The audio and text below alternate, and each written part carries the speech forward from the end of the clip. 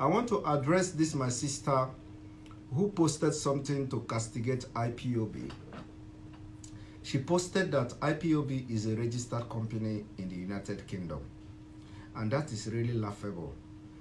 She tried to blackmail IPOB by saying that IPOB is a registered company in the United Kingdom and that the people, the founder of IPOB, are residing in the UK and some of them in South Africa. Of course, my sister, this video is specifically for you and for any other person who is castigating IPOB or any other agitating group, Biafra agitating group. First of all, I don't think you are expecting IPOB to register IPOB in the United Kingdom as a country, as a Biafra country. Is that what you are expecting? If that you are thinking that IPOB should have done, then you should go and return all the money your parents spent on your head to train you in school. That is, if you went to school. But if what you are thinking is that IPOB should be registered as an organization, non-profit making organization or profit making organization, and then that is the only way that you can now trust that IPOB is just agitating group, then you should also go and return the money that your parents spent on you if you went to school. And if what you think is that if IPOB is registered under a company name and that makes IPOB fake, or that makes IPOB illegitimate, or that make IPOB scammers, you should go and return all the money your parents spent on your head if you went to school. If what you are thinking about is that because IPOB is registered as a company in the United Kingdom, so therefore they are operating in other countries in the US and Europe and other countries of the world with the registration of the United Kingdom, they did in the United Kingdom, and for that reason IPOB to you is scam. If that is what you are thinking, my sister, go and return the money your parents spent on your head and on your education, because the money is useless.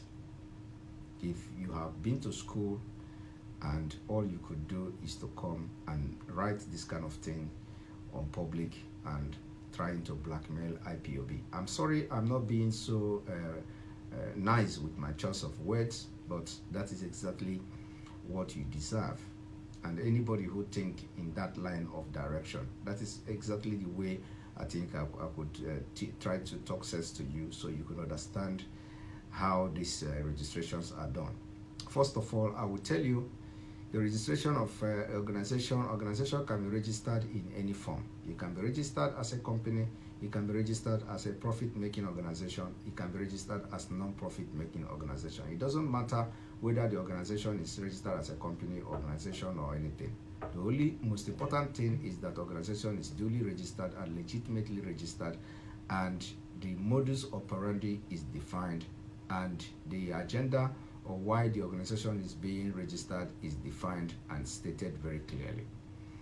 I will also tell you that the registration of IPOB in the United Kingdom is not what the IPOB in the United States is using to operate in the United States. In the United States, IPOB is registered separately in the United States to be able to operate legally in the United States.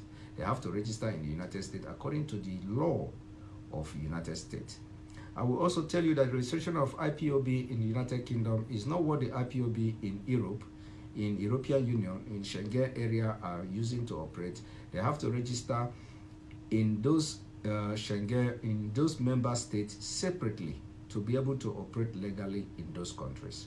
So, and in those countries, most of these organizations, the indigenous people of Biafra can be registered as organization, they can be registered as a company, they can be registered anything, anywhere, in any form they want.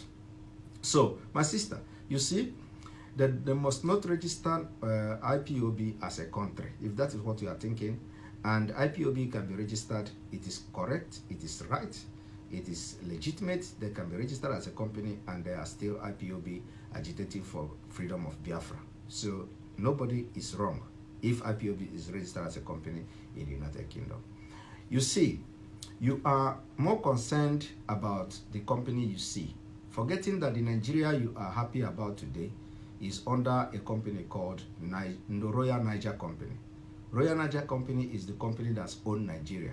But since you have displayed the highest level of ignorance, I don't want to read this, but let me read from a public, the information is publicly available. Let me read to you about this Royal Niger Company. The Royal Niger Company was a mercantile company chartered by the British government in the 19th century. It was formed in 1879 as the United African Company and renamed to National African Company in 1881 and the Royal Niger Company in 1886. In 1929, the company became part of the United African Company, which came under the control of Unilever in the 1930s and continued to exist as a subsidiary of Unilever until 1987, when it was absorbed into the parent body company. The company existed for comparatively short time between 1879 and to 1900, but was instrumental in the formation of colonial Nigeria, as it enabled the British Empire to establish control over the lower Niger against the German competition led by Bismarck during the 1890s. In 1900, the company controlled territory became the Southern Nigeria Protectorate, which was in turn united with the Northern Nigeria Protectorate to form the Colony and Protectorate of Nigeria in 1914, which eventually gained independence within the same border as the Federal Republic of Nigeria. You see, the Nigeria you are talking about today is owned by a company called Royal Niger Company. And in those days, there were nothing like Southern Nigeria or Northern or South or South whatever or East. What we have was the Southern Protectorate and the Northern Protectorate of Nigeria, which then with this company, the Royal Niger Company, now forced to join together, which is a British company. And I don't want to tell you the history of how much this whole thing cost, how much they bought Nigeria. This Royal Niger Company bought Nigeria, because the information is also publicly available. So you see, you are only interested in seeing IPOB in the United Kingdom registered as a company. Meanwhile, the country you are living in now, the Nigeria you are talking about now, is under a company called Royal Niger Company. If you are not aware of that, let make this video open your eye at least, so you can begin to think. And this information you shared publicly, including those who tagged me on this post and those who share the same view with you, are all ignorant. And it is time all of you start to educate yourself by going through the internet to search information at least before you come publicly to disgrace yourself. My sister, please learn from this video. IPOB registering as a company there is no problem with IPOB registering as a company in the United Kingdom. There is absolutely nothing wrong.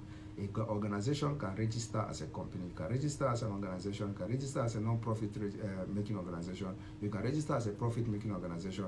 There is nothing wrong with it. And IPOB, all over the world, in any country you see IPOB today, they are registered separately in that country. So my sister, you are very, very wrong. And it is a shame that you come publicly to post that kind of thing, trying to blackmail IPOB. And I want people like you to learn from this video and learn and never do that mistake again. And very soon, I will see you join hand with IPOB to spread the gospel of Biafra. And that is happening very soon. Because if you continue to post this kind of things, we will continue to educate you until you start learning.